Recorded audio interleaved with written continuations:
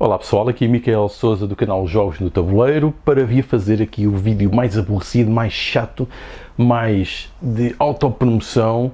mais irritante do mês, basicamente. Mas o vídeo em que eu vou falando de coisas que fui fazendo este mês. Então este mês foi o mês de... está a ser um mês de mudanças profissionais, e depois no próximo mês vou falar mais sobre isso. Todas elas relacionadas com jogos, o que é fantástico. Mas foi um mês aqui de muita produção, aliás, não tanto produção, mas mais divulgação, porque estas coisas demoram muito tempo a fazer, às vezes mais de um ano, até que saia o produto final. Portanto, este mês saíram vários artigos meus relacionados com jogos de tabuleiro, obviamente. Então saiu o artigo que eu criei para a Planext, que é uma revista da AESOP, que é a Associação Europeia de Escolas de Planeamento, sobre mecanismos de jogos para usar em processos de planeamento, neste caso mecanismos de desenho, uma vez que é uma forma relativamente fácil de integrar alguns dos conhecimentos e das técnicas e métodos desta área do planeamento urbano e do planeamento territorial e da geografia, que é a modelação com mapas, que podem ser então transformados em jogos através de mecanismos de desenho. Portanto, esse artigo está disponível. Saiu também um artigo que fiz com uns colegas da Universidade Lusófona e também de algumas universidades da Grécia e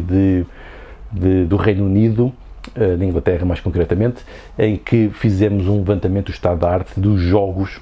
de tabuleiro usados em contexto de sala de aula. Portanto, isso também está disponível, foi publicado na Frontiers of Psychology, na parte dedicada aos mídia. E o artigo está livre, portanto está acessível, e a conclusão que nós tivemos é que, apesar dos jogos serem muito usados e do game-based learning e da gamificação e dos serious games serem uma tendência crescente, raramente ou muito pouco estão a ser utilizados aquilo que nós chamamos e apelidamos de jogos de design moderno, design contemporâneo, com os novos mecanismos e experiências que proporcionam. O que tende a ser usado são praticamente réplicas de jogos clássicos e jogos de mercado de massas, com os habituais mecanismos de lançar e avançar e perguntas e respostas tipo quizzes. Portanto, é uma constatação com base em algum trabalho que comprova que de facto existe aqui muita margem de progressão. Também este mês saiu um artigo que eu criei, este aqui sozinho, foi publicado no International Journal of Film and Media Arts, sobre o modo como podemos modelar sistemas urbanos através de cubos, e obviamente os cubos com todos os outros mecanismos de apoio, mas o cubo como elemento essencial nesta estrutura de jogo, que tem uma versatilidade enorme e foi aplicado a dois casos, um caso de estudo do Barreiro e um em Paranhos, portanto na zona de Lisboa e um na zona do Porto, Lisboa, Grande Lisboa, e basicamente está lá o processo de design, aquilo que foram as conclusões, e o artigo também está disponível e aberto para quem tenha curiosidade. Depois também na parte académica fui dinamizar uma aula à Escola Superior de Educação e Ciências Sociais aqui do Politécnico de Leiria, em que criei sistemas de jogo para apoio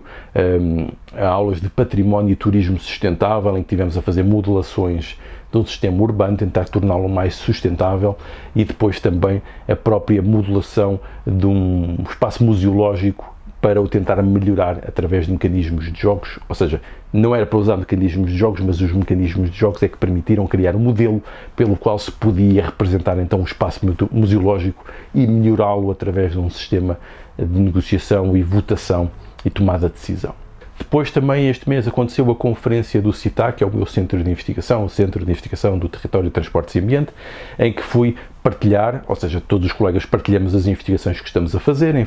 formato formal, apresentamos e debatemos, e eu fui partilhar um caso que fiz aqui para uma escola básica de Leiria, em que criei um modelo gamificado, mas que teve parte de gamificação e parte de serious games, em que, através da modelação da escola, fazia uma simulação do sistema de engarrafamento por excesso de uso de veículos automóveis para transportar as crianças, e depois um processo de design thinking, aqui já uma gamificação, em que os alunos podiam, depois de fazer aquela dinâmica anterior e de libertarem espaço público,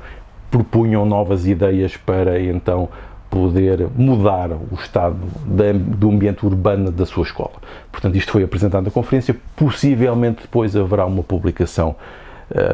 em artigo de revista ou de conferência sobre isto, mas vou ver se depois é viável ou não, mas pelo menos o caso ficou feito e partilhado entre pares. Depois, como quem me acompanha nas redes sociais, quer no Instagram, quer no Facebook, quer no LinkedIn, eu fui partilhando muitas imagens de protótipos. Foi um mês muito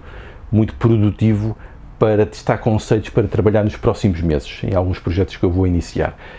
Portanto, testar primeiro os conceitos em protótipos de jogos que depois vamos aplicar em múltiplas plataformas, jogos de sustentabilidade, de alterações climáticas, jogos de negociação, de interação e colaboração entre os participantes, coisas para testar depois, mais à frente. Portanto, é uma coisa que eu gosto muito, vem os desafios de estar a arranjar novas soluções e depois trabalhar em conjunto com outras pessoas e explorar isto de outras maneiras. E isto foi um mês muito produtivo e com certeza vão haver muito mais coisas destas no futuro. E quem sabe um dia vou criar versões diferentes e adaptadas depois para jogos convencionais de caixa, que depois as pessoas podem adquirir, porque é uma coisa que me tem pedido muito, apesar de eu não trabalhar diretamente nessa área. Também gostava de um dia de fazer isso, embora o tempo não me tenha permitido, porque tenho que responder àquilo que são as exigências destes múltiplos projetos em que estou envolvido e o tempo não dá para tudo. Depois aqui no canal, teve aqui também algumas novidades. Era um tipo de vídeos que eu andava para trabalhar há algum tempo, foi a criação de vídeos de opinião e de análise mais curtos, mais rápidos, e que era feitos em português, que era em inglês, porque também me tem pedido muitas coisas em inglês, apesar de, obviamente, eu não ter o meu inglês não ser perfeito, muito longe disso, e de ser dado a muitas calinadas e a muitos erros, mas também é uma forma de treinar. Isto porque me tem pedido este tipo de vídeos também,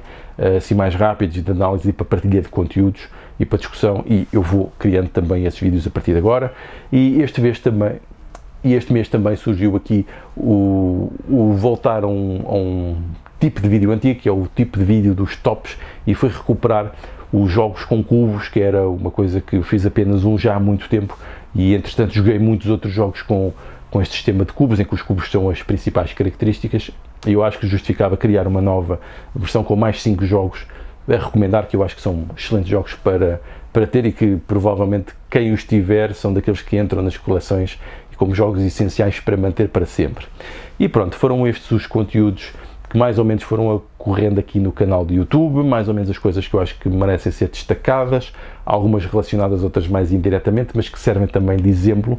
uma vez que importa haver comunidade nesta área, quer na área da produção de conteúdos, quer na área da investigação e da aplicação de jogos, uma vez que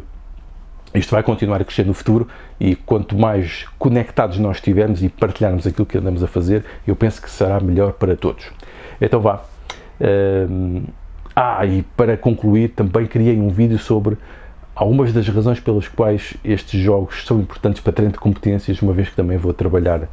mais intensamente nessa área também no futuro. Então vá, fica aqui o resumo do mês. Adeus e obrigado pela vossa paciência. Adeus!